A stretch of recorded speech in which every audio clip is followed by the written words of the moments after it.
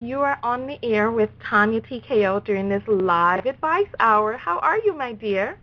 I'm well. How are you? I'm fine, thank you. What's your name?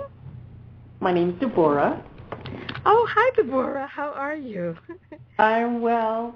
What I'm calling in is because I am actually thinking about my second act and how to reinvent myself after 14 years of homeschooling, and I'm really trying to think of some ideas. I don't know whether I should go back to college and get another degree, or if I should just look for work, or just I don't know. I don't want to just be at home kind of babysitting the grandkids. I want to do something a little more exciting now that the whole homeschooling career is ending in like a month.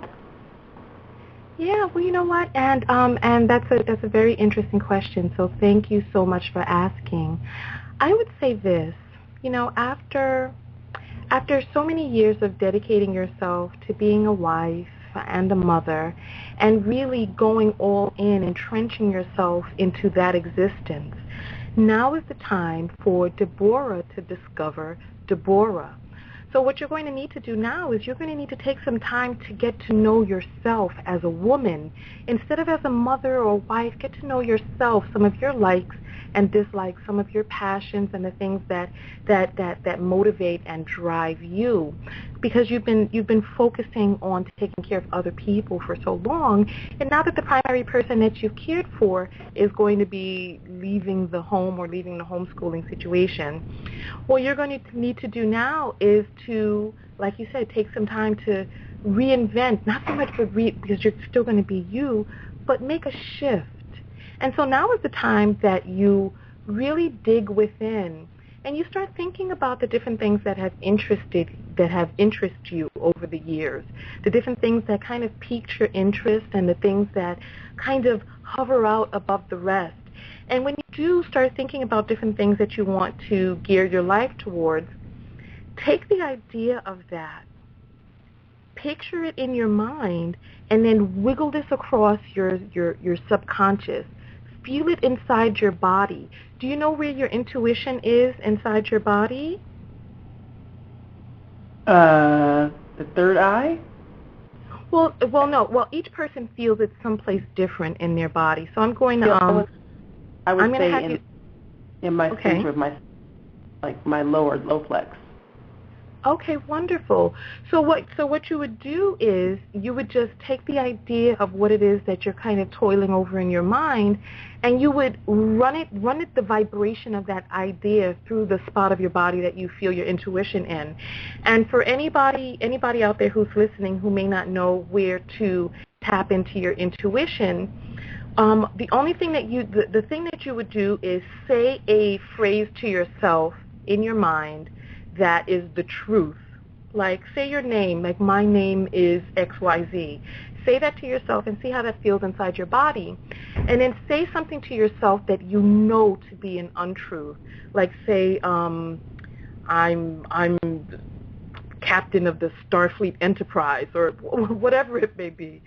Say that to yourself and see how that feels inside your body. See where you feel the kind of ping or the vibration that just feels like the grating that just doesn't feel right in there. So what you would do is you would just kind of take a look at the different things that you're thinking about doing, run them through that area, and see what feels right versus what is rejected by you. And anything that's rejected by you, push it out. Anything that feels right, you take some time to explore that. There's so many different things that you can do. And another thing that you can do, there's this thing called the Myers-Briggs test. It's a personality test that kind of, it's like 16 different criteria. And they actually have historic data of different people who have like that personality type and the different things that they involve themselves in. But the world is your oyster right now, so you can really, there's so many different things that you can participate in. So good luck with that, and let us know how that goes, okay? Okay, thank you. All right, thank you so much for calling in. We had a question inside the room from Katrina Williams. And Katrina says, Relationship question. How do you deal with being in a relationship where your partner is super needy? I'm a person who loves space, but my significant other loves to be in my presence, and I sometimes feel overcrowded. Well, whenever we're dealing with other people in relationships, we have to realize that we're actually dealing with a reflection of ourselves. And until we heal a certain thing, that pattern will continue to show up in our lives. So with a partner that is super needy, this is obviously a reflection of something that's going on with you. Like you said, you love your space, right? Follow that feeling back to its origin. Um, Figure out, when did it first begin that you first started loving all of this space, and then why?